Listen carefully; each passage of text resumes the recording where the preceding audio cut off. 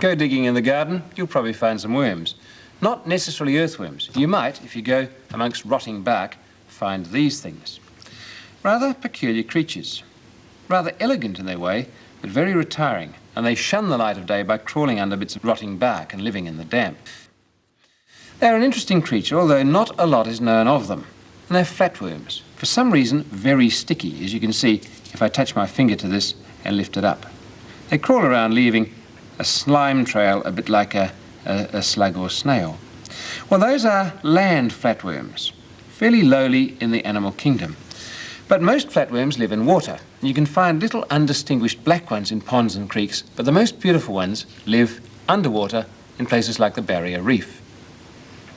Although they live underwater, they're not necessarily good swimmers, although they can guide themselves as they fall. They're really at home, like the land ones, crawling on the bottom, on the coral. And as they do, they ripple their sides, and they trundle along, if you could see underneath them, on a flat foot, a bit like a snail's.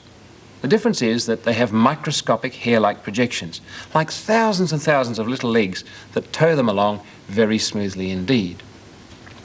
Well, being lowly creatures, they don't have a mouth there. In fact, their mouth is down here. And if you look underneath it, you can see the mouth right in the middle of the body. And in front of it is the branched gut.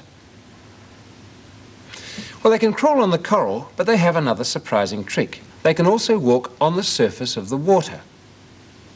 Not on top of it, but hanging underneath it, because the water surface is really like a stretched elastic skin, and the worm can dangle from it and trundle around on the surface of a smooth pond.